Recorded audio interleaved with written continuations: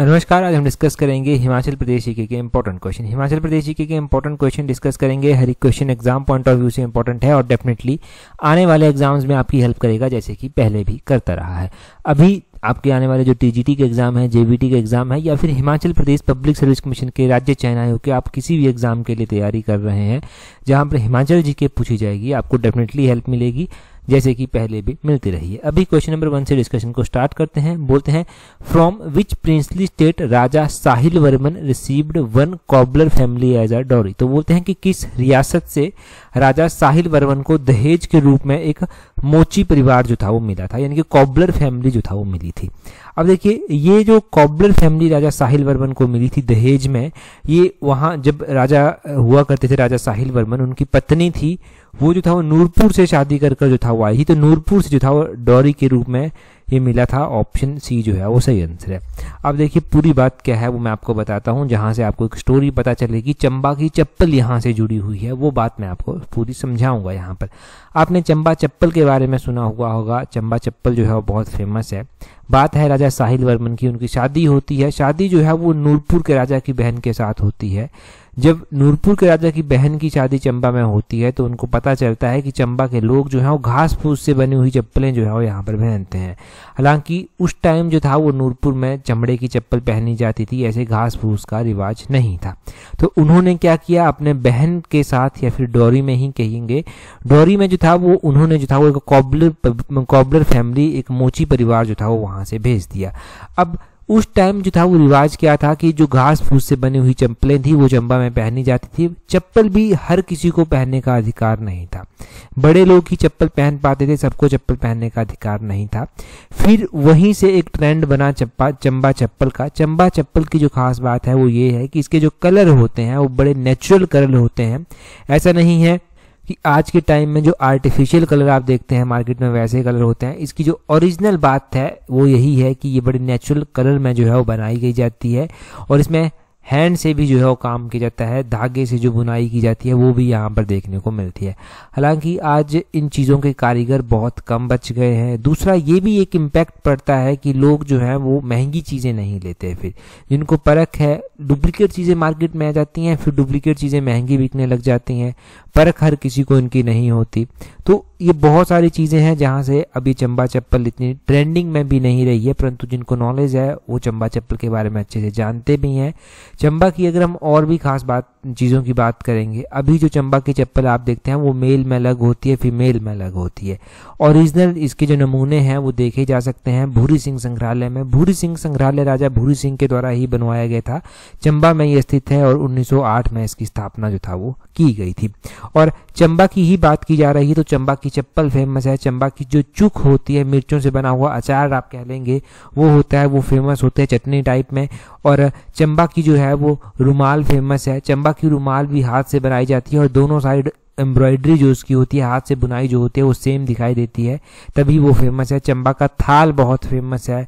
तो ये सब चीज़ें जो है वो चंबा की फेमस है। इन सब चीज़ों के लिए चंबा को जाना जाता है।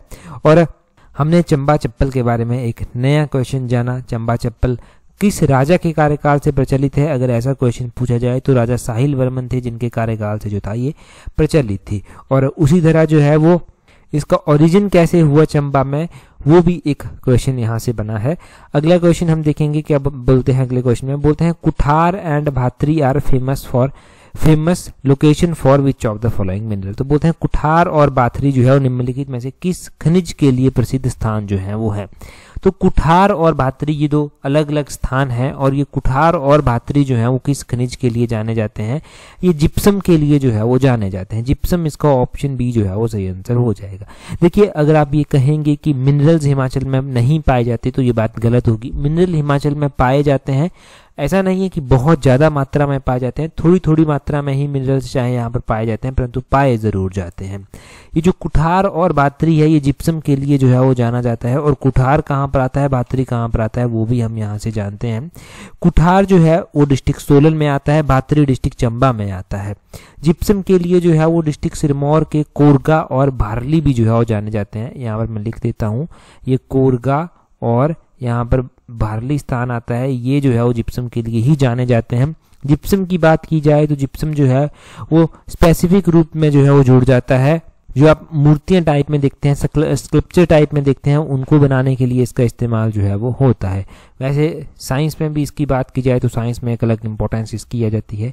हिमाचल में मिनरल्स की अगर हम बात कर लेते हैं तो हिमाचल प्रदेश में जो है हम पढ़ते हैं कि सॉल्ट यहाँ पर पाया जाता है। जो रॉक सॉल्ट है वो कहाँ पर पाया जाता है, वो गुम्मा और दरंग में जो है वो पाया जाता है। ये गुम्मा और दरंग जो है वो मंडी में जो है वो स्थान आते हैं। और वैसे ही यहाँ पर लाइमस्टोन भी पाया जाता है।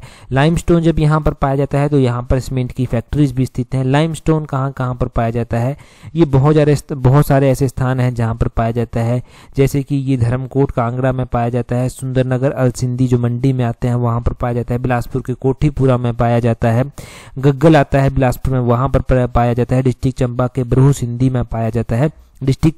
इन डिस्ट्रिक्ट्स में ये पाया जाता है। हिमाचल प्रदेश में सीमेंट के फैक्ट्रीज भी हैं, जैसे कि बरमाणा में जो है वो एसीसी सीमेंट प्लांट है, बरमाणा डिस्ट्रिक्ट बिलासपुर में पड़ता है। ये प्लांट लगभग 1984 के आसपास बनाया गया था। दारलाघाट सोलन में आता है जहाँ पर सीमेंट का प्लांट है। वैसे ही सिरमौर में भी जो है वो सीमेंट का प्लांट है, सिरमौर के राजबन में जो है वो सीमेंट का प्लांट है। तो इस तरह से हिमाचल में सीमेंट के प्लांट भी हैं। यहाँ पर लाइमस्टोन पाया जाता है, जिप्सम पाया जाता है, रॉक सॉल्ट पाया जाता है। यही हम 3 मिनरल ही आज पढ़ेंगे। इन 3 मिनरल्स के बारे में इतना एनफ है जानने के लिए। अगला क्वेश्चन हम देखते हैं। नेक्स्ट क्वेश्चन में हमसे क्या पूछा गया है। नेक्स्ट क्वेश्चन में पूछा गया है Padmasambhava laid the foundation stone of which monastery in Lahaul. तो बोलते हैं कि पद्म संभव ने लाहौल में किस मठ की आधारशिला जो था वो रखी थी। देखिए, पद्म संभव के द्वारा जो था वो आधारशिला रखी गई थी मोनेस्ट्री की, और कौन सी मोनेस्ट्री थी जिसकी आधारशिला जो था वो रखी गई थी। ये गुरु घंटाल मोनेस्ट्री थी जिसकी आधारशिला इन्होंने रखी थी। ऑप्शन डी जो है वो सही आंसर है।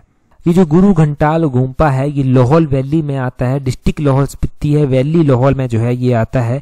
ये जो चंद्रा और भागा दो अलग अलग नदियां आती हैं जो आगे चलकर चिनाब मिलती हैं, वहां जहां पर ये मिलती हैं तांदी नामक स्थान पर ये मिलती हैं।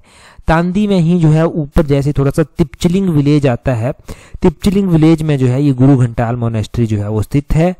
ये जो मोनेस्ट्री है यहाँ पर जो है वो अवलोकितेश्वर जो है वो इनका स्टैचू स्थित है, जो कि लगभग 8th सेंचुरी को जो है वो बिलोंग करता है। इसके बारे में क्वेश्चन पूछा जाता है और कि कौन सी सेंचुरी का स्टैचू है, और ये बनवाई किसके द्वारा गई थी, गुरु पद्म संभव जी के द्वारा जो था वो बनवाई। इस स्थान को गुरु घंटाल बोला जाता है। क्योंकि बौद्ध धर्म के 84 इनके 84 सिद्ध थे जिनके द्वारा यहाँ पर तपस्या जो था वो की गई थी। ये जो गुरु घंटाल मोनेस्ट्री है ये पूर्ण रूप से जो है वो लकड़ी से बनी हुई है, और यहाँ पर जो है वो वज्रेश्वरी देवी की मूर्ति भी जो है वो स्थित है। तो इतना सब हमने मोनेस्ट्री के बारे में जो है वो जान लिया, बहुत अच्छे से जान लिया। अगला क्वेश्चन देखेंगे, बोलते हैं कंसीडर द फॉलोइंग स्टेटमेंट। पहली स्टेटमेंट में बोलते हैं चोलंग पीक जो कि 3270 मीटर है, is located in Pir Panjal range, कि ये पीर पंजाल रेंज में आती है। दूसरी में बोलते हैं Singrila mountain peak is located in Lahaul Spiti district of Himachal Pradesh की, ये सिंगरीला पर्वत चोटी जो है वो लाहौल स्पीति जिले में जो है वो स्थित है। और तीसरी भी स्टेटमेंट दी गई है कि the mountain range that separate Himachal Pradesh from the plain is the Pir Panjal range. तो बोलते हैं कि हिमाचल प्रदेश को मैदानों से जो अलग करने वाली पर्वत श्रृंखला है वो पीर पंजाल पर्वत श्रृंखला है। हम पहली स्टेटमेंट से ही जो है वो एनालाइज करना जो है वो स्टार्ट करेंगे। पहली स्टेटमेंट में बोलते हैं चोलांग पीक जो है वो पीर पंजाल रेंज में आती है। ये बात सही नहीं है, चोलांग पीक पीर पंजाल रेंज में नहीं आती। अच्छा, चोलांग पीक पीर पंजाल रेंज में अगर नहीं आती तो कौन सी रेंज में जो है ये आती है? ये चोलंग पीक जो है ये धौलाधार रेंज में जो है वो आती है। एल्टीट्यूड इसका बिल्कुल सही है, 3270 मीटर की ऊंचाई पर ही ये स्थित है, ये बात बिल्कुल सही है। आगे बोलते हैं Singrila mountain peak is located in Lahaul Spiti district of Himachal Pradesh. ये सिंगरीला पर्वत चोटी लाहौल स्पीति जिले में स्थित है, इसको श्रृंगला माउंटेन पीक भी बोलते हैं, और ये बात बिल्कुल सही दी गई है कि ये लाहौल स्पीति में ही जो है वो स्थित है। दूसरी स्टेटमेंट सही है। ये जो श्रृंगला माउंटेन पीक है ये कितने एल्टीट्यूड पर स्थित है? ये Shringla mountain peak 4999 metre altitude पर जो है वो स्थित है, 4999 मीटर एल्टीट्यूड पर जो है ये स्थित है। अगला क्वेश्चन देखिए क्या बोलते हैं, बोलते हैं the mountain range that separates Himachal Pradesh from the plains is the Pir Panjal range. तो बोलते हैं कि हिमाचल प्रदेश को मैदानों से अलग करने वाली पर्वत श्रृंखला पीर पंजाल पर्वत श्रृंखला है। ये बात बिल्कुल गलत दी गई है। जो माउंटेन पीक जो है हिमाचल प्रदेश को मैदानों से अलग करती है वो पीर पंजाल रेंज नहीं है। वो कौन सी रेंज है? वो शिवालिक रेंज जो है वो आती है, वो शिवालिक रेंज आती है। तो तीसरी स्टेटमेंट गलत है। यहाँ पर बोला गया है चूज द इनकरेक्ट ऑप्शन, आपको गलत ऑप्शन जो था वो चुननी थी। यहाँ पर एक तो तीसरी स्टेटमेंट गलत थी हमारे पास, एक पहली स्टेटमेंट गलत थी, दूसरी स्टेटमेंट हमारे पास बिल्कुल सही दी गई है। तो only 3 and 1 is incorrect, option C जो है वो सही आंसर हो जाएगा। सेकंड वन हमारे पास करेक्ट दी गई है। यहाँ पर एक्सप्लेनेशन देख लीजिए। चोलंग चोटी 3270 मीटर पर है, धौलाधार पीक में आती है। कांगड़ा डिस्ट्रिक्ट जो है वो इसका आता है, कांगड़ा डिस्ट्रिक्ट में ये स्थित है। सिंगरीला पर्वत चोटी जो है वो लाहौल स्पीति में स्थित है, 4999 मीटर की ऊंचाई पर ये स्थित है, ये हमने पढ़ लिया। हिमाचल प्रदेश को मैदानों से अलग करने वाली पर्वत श्रृंखला जो है वो शिवालिक पर्वत श्रृंखला है। शिवालिक पर्वत श्रृंखला हिमाचल के अलग अलग हिस्सों को जो है वो टच करती है। मुख्य रूप से जो है ये ऊना डिस्ट्रिक्ट में जो है वो फॉल करती है। अगला क्वेश्चन हम देखेंगे, अगले क्वेश्चन में क्या पूछा गया है। परंतु अगला क्वेश्चन हम डिस्कस कर रहे हैं उससे पहले अगर आप तैयारी कर रहे हैं अपकमिंग HPRC के TGT एग्जाम के लिए, JBT एग्जाम के लिए, तो आप हमारी कॉम्प्रिहेंसिव टेस्ट सीरीज को ज्वाइन कर सकते हैं, जिसका लिंक नीचे डिस्क्रिप्शन बॉक्स कमेंट बॉक्स में जो है वो दिया गया है। टेस्ट सीरीज का लिंक नीचे डिस्क्रिप्शन बॉक्स कमेंट बॉक्स में दिया गया है। आप यहां से टेस्ट सीरीज को ज्वाइन कर सकते हैं और अपनी स्टडी को एक प्रॉपर शेप दे सकते हैं। देखिए अगर आप सीरियसली तैयारी कर रहे हैं, मैं सीरियसली तैयारी कर रहे हैं इसलिए कहता हूं क्योंकि अलग अलग तरीका है तैयारी करने का। एक कि आप लाइब्रेरी में बैठकर सिर्फ पढ़ाई कर रहे हैं, सिर्फ जा रहे हैं, किताबें खोल रहे हैं, दिल को सेटिस्फेक्शन देकर शाम को 5-6 बजे वापस आ रहे हैं। परंतु अगर आप सीरियसली तैयारी कर रहे हैं, चाहते हैं स्टडी को प्रॉपर शेप मिले, स्टडी को प्रॉपर शेप मिलने का मतलब है कि आपको अपनी कमियों का पता चले, जो सिली मिस्टेक्स एग्जाम में होती हैं उनको एनालाइज करने का मौका मिले, तो आप जो है वो अच्छे से स्कोर भी कर पाएंगे और आप जो है वो अपने रैंक में भी जो है वो इम्प्रूवमेंट ला पाएंगे। तो इन्हीं चीज़ों को अगर आप इम्प्रूव करना चाहते हैं, अपने रैंक को, अपने स्कोर को, तो ये टेस्ट सीरीज आपके लिए ही है। नीचे डिस्क्रिप्शन बॉक्स कमेंट बॉक्स में इसका लिंक दिया गया है। अगला क्वेश्चन देखेंगे हमारे पास क्या पूछा गया है नेक्स्ट क्वेश्चन में। नेक्स्ट क्वेश्चन में बोलते हैं Skodi Khad is a tributary of Beas river in which district of Himachal Pradesh. अब यहाँ पर दिया भी गया है कि स्कोडी जो है वो ब्यास की सहायक नदी है, परंतु बोलते हैं कि ये कौन से जिले में ब्यास की सहायक नदी है। स्कोडी एक खड्ड है जो कि ब्यास की सहायक नदी है और ब्यास की सहायक नदी है ये डिस्ट्रिक्ट मंडी में। ऑप्शन ए जो है वो इसका सही आंसर जो है वो हो जाएगा। कहाँ पर है? मंडी में जो है ये ब्यास की सहायक नदी है। अब हम बात करते हैं यहाँ पर नदियों की, खासकर ब्यास नदी की सबसे पहले बात की जाएगी और उसकी सहायक नदियां जो बनती हैं उनकी जो है हम बात यहाँ पर करेंगे। देखिए ब्यास नदी जो है हिमाचल प्रदेश में, ब्यास नदी जो है वो अर्जिका के नाम से भी जो है वो जानी जाती है। और ब्यास नदी जो है ना ये निकलती कहाँ से है? रोहतांग के समीप ब्यास कुंड है जहां से ये निकलती है। ये ब्यास कुंड लगभग 3978 मीटर की ऊंचाई पर स्थित है जहां से ब्यास निकलती है। आगे चलकर बहती है, ये डिस्ट्रिक्ट कुल्लू में बहती है, मंडी में बहती है, हमीरपुर को भी टच करती है, नदौन ब्यास नदी के किनारे ही स्थित है, कांगड़ा में भी बहती है। परंतु यहाँ पर जो मंडी दिया गया है, मंडी में इसकी कौन कौन सी सहायक नदियां हैं अब उनकी बात हम करते हैं। मंडी में जो है वो उहल एक इसकी सहायक नदी है, जियूनी इसकी सहायक नदी है मंडी में, बेड़ा इसकी सहायक नदी है, हंसा इसकी सहायक नदी है, तीर्थन इसकी सहायक नदी है मंडी में, इसकी सुकेती सहायक नदी है, इसकी जो है वो सोन सहायक नदी है मंडी में, इसकी जो है वो बनेड़ सहायक नदी है मंडी में। तो ये सब इसकी इंपॉर्टेंट सहायक नदियां हैं जो मंडी में इसके साथ जो है वो मिलती है। बाकी की सहायक नदियां आप पढ़ते हैं जैसे कि आपने बाणगंगा, बनेर, गज, चक्की, मानूनी ये पढ़ रखी हैं, ये कांगड़ा में इसकी सहायक नदियां हैं। आपने पार्वती, मल्लाना, सोलंग, मनालसू, फोजल ये सब पढ़ रखा है, ये कुल्लू में इसकी सहायक नदियां जो है वो बनती हैं। हिमाचल प्रदेश की अगर सबसे लंबी नदियों में हम देखेंगे तो सबसे लंबी नदियों में सतलुज नदी जो है वो सबसे पहले स्थान पर जो है वो आती है। परंतु सतलुज नदी के बाद जो दूसरे स्थान पर कोई नदी आती है जो सबसे लंबी सहायक नदी है वो कौन सी है? सतलुज के बाद दूसरे नंबर पर जो है वो ब्यास जो है वो सहायक नदी जो है वो आती है। ब्यास 256 किलोमीटर जो है वो लंबी नदी जो है वो है। तो ये सब इसकी सहायक नदियां हैं। इन सब के बारे में हमने जान लिया, हमने बड़े अच्छे से जाना। और हिमाचल की जो सबसे छोटी नदी है बहने वाली वो जो है वो यमुना नदी आती है। लगभग 20-22 किलोमीटर के करीब ही ये हिमाचल में बहती है। वैसे हिमाचल में जो है वो 5 नदियां टोटल बहती हैं। सतलुज बहती है, ब्यास बहती है, चिन्नाब बहती है, रावी बहती है, यमुना बहती है।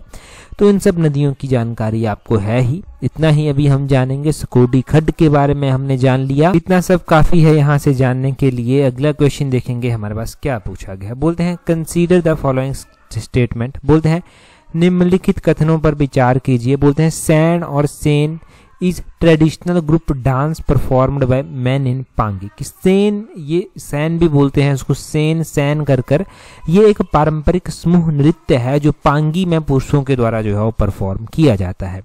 और अगले क्वेश्चन में, अगले स्टेटमेंट में बोलते हैं in many villages of Pangi local people form their own council known as Prajamandal. कि पांगी के कई गांवों में जो है स्थानीय लोग जो है वो अपनी खुद की एक परिषद बनाते हैं जिसे प्रजामंडल के रूप में जो है वो जाना जाता है। हम बात करते हैं दोनों ही स्टेटमेंट में। यहाँ पर ध्यान देना है आपको कि चूज द करेक्ट ऑप्शन बोला गया है। यहाँ पर आपको करेक्ट वन ऑप्शन जो है वो बतानी है। हाँ जी, हम बात करते हैं सेन एक जो पारंपरिक नृत्य है उसके बारे में। सेन ये एक पारंपरिक समूह नृत्य है जो कि पांगी में ही परफॉर्म किया जाता है और पुरुषों के द्वारा ही इसको परफॉर्म किया जाता है। ये स्टेटमेंट बिल्कुल सही यहाँ पर दी गई है। ठीक है जी, ये स्टेटमेंट बिल्कुल सही यहाँ पर दी गई है, इसके बारे में हमें कोई डाउट नहीं होना चाहिए। हमने जब भी इम्पोर्टेंट डांसेस के बारे में पढ़ा है, इम्पोर्टेंट जो ट्रेडिशनल हिमाचल के सॉन्ग्स होते हैं उनके बारे में पढ़ा है, तो डांसेस में ही आया है सेन डांस।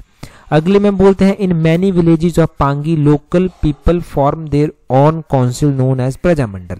हाँ, पांगी में ना वहाँ के जो स्थानीय लोग होते हैं वो अपनी खुद की एक परिषद बनाते हैं और उसको प्रजामंडल जो है वो बोलते हैं। ये जो प्रजामंडल है ना, ये बाकी जो प्रजामंडल पहले के टाइम में हुए हैं, जैसे कि सुकेत प्रजामंडल हुआ है, बुशहर प्रजामंडल हुए हैं, उन प्रजामंडलों से हटकर है ये प्रजामंडल। ठीक है, ये पांगी में अभी भी लोगों के द्वारा बनाया जाता है, एक काउंसिल टाइप में बनाया जाता है और उसको प्रजामंडल का नाम जो है वो दे दिया जाता है। दूसरी स्टेटमेंट भी आपके पास जो है वो सही यहाँ पर दी गई है। हाँ, यहाँ पर हम कुछ एक बातें जानेंगे, जैसे कि पांगी में जो इम्पोर्टेंट डांसेस परफॉर्म किए जाते हैं उनके बारे में जानेंगे। पांगी हिमाचल प्रदेश के चंबा डिस्ट्रिक्ट में आता है और ये जो पांगी है ना, इसका हेडक्वार्टर किलाड़ में जो है वो आता है। यहाँ पर डांसी जो परफॉर्म किए जाते हैं उसमें सेन नृत्य आता है। बाकी डिस्ट्रिक्ट चंबा जो है ना पूरा, उसमें अलग अलग डांसेस होते हैं, जैसे कि यहाँ पर जो है डांगी डांस होता है, यहाँ पर नुआला डांस होता है, डांडरास डांस होता है, झंझर डांस यहाँ पर होता है, सिकरी डांस यहाँ पर होता है। ये सारे डांसेस चंबा में परफॉर्म किए जाते हैं। और प्रजामंडल के बारे में मैंने आपको बता दिया, लोकल पीपलों की काउंसिल होती है जिसको प्रजामंडल के नाम से जो है जाना जाता है। तो चूज द करेक्ट ऑप्शन बोलते हैं। यहाँ पर ये बोथ 1 और 2 आर करेक्ट। ये दोनों ही स्टेटमेंट्स जो हैं वो यहाँ पर सही जो है ये दी गई हैं। अभी दोनों स्टेटमेंट्स यहाँ पर सही दी गई हैं। चंबा के डांसेस भी क्लियर कर लिए, कोई डाउट नहीं रहना चाहिए। नेक्स्ट क्वेश्चन की ओर जो है वो चलते हैं। अगले क्वेश्चन में जो है वो क्या पूछा गया है? अगले क्वेश्चन में पूछा गया है एज पर एई का मतलब है advance estimate for financial year 2024-25 secondary sector expected to register a growth rate of %। तो बोलते हैं एई यानी कि एडवांस एस्टिमेट के अनुसार जो है, जो अग्री में एक अनुमान लगाया गया है उसके अनुसार वर्ष 2024-25 में माध्यमिक क्षेत्र जो है, जो सेकेंडरी सेक्टर है, उसमें कितने प्रतिशत की वृद्धि दर्ज करने की उम्मीद है?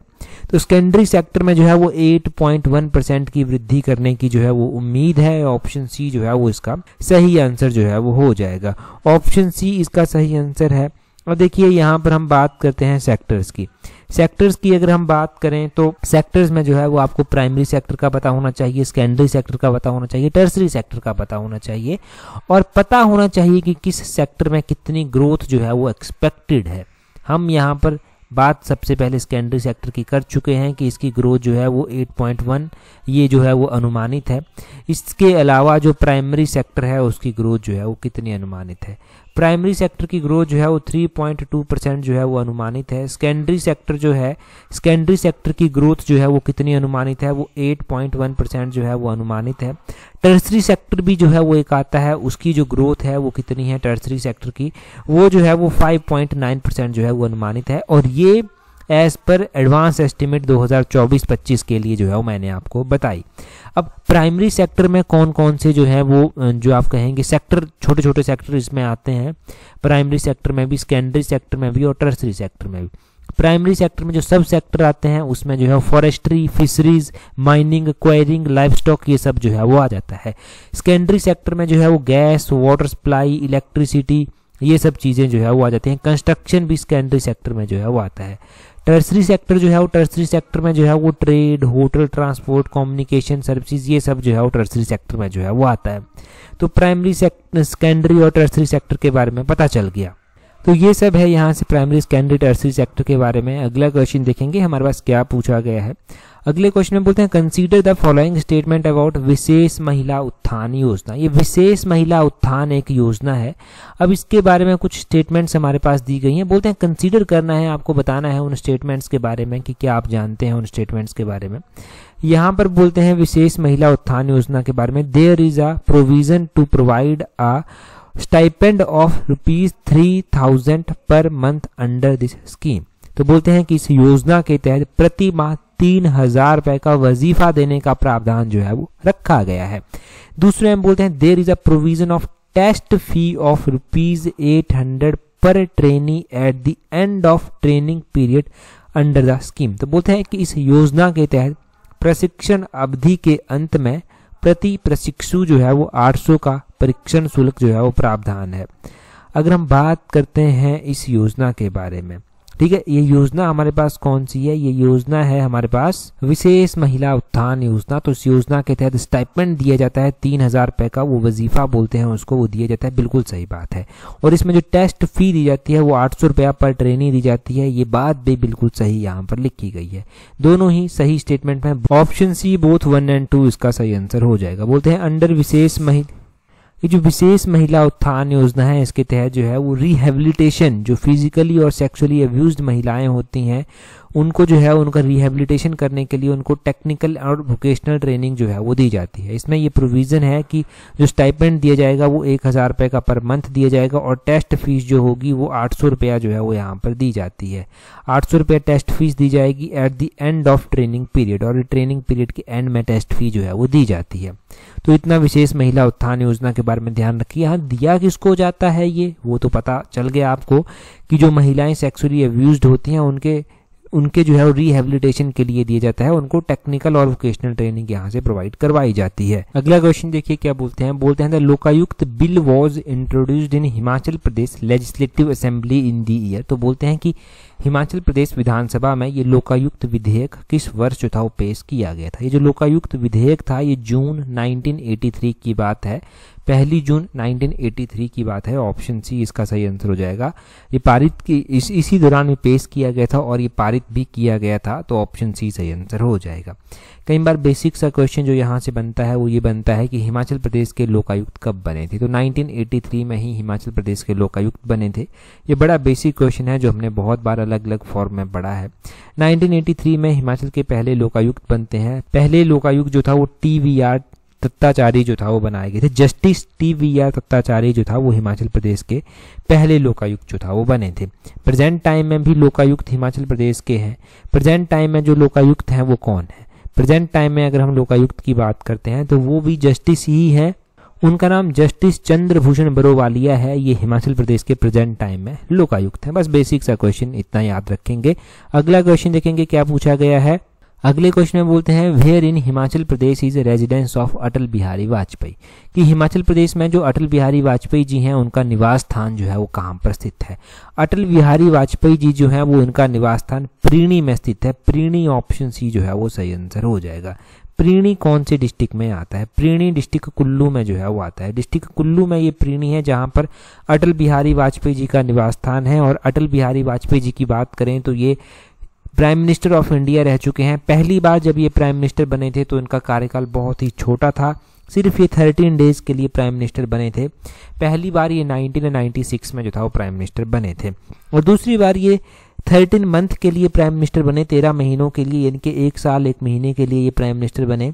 1998 से 1999 तक ये रहे थे। फिर तीसरी बार जब ये प्राइम मिनिस्टर बनते हैं तो इनका फुल टर्म रहता है। 1999 में ये बने तीसरी बार फिर से, और 2004 तक जो था ये प्राइम मिनिस्टर जो था वो रहे थे। इन्होंने फिर फुल टाइम जो था वो प्राइम मिनिस्टरशिप जो था वो अपने निभाई थी। तो ये है अटल बिहारी वाजपेयी जी के बारे में। हिमाचल में भी इन्होंने अपना निवास स्थान बनाया था जो कि प्रीणी में बनाया गया था। प्रीणी डिस्ट्रिक्ट कुल्लू में जो है वो पड़ता है। ये ज्ञात होना चाहिए कि कहाँ पर प्रीणी जो है वो आता है। अटल बिहारी वाजपेयी डिस्ट्रिक्ट कुल्लू में जो है वो इनका निवास स्थान है। तो डिस्ट्रिक्ट कुल्लू में ही जो है वो अटल माउंटेनियरिंग इंस्टीट्यूट भी स्थित है। हाँ, कई बार क्वेश्चन पूछा जाता है कि अटल माउंटेनियरिंग इंस्टीट्यूट कहाँ पर है, तो ये मनाली में स्थित है और इसका नाम जो है वो अटल बिहारी वाजपेयी जी के नाम पर रख दिया गया है।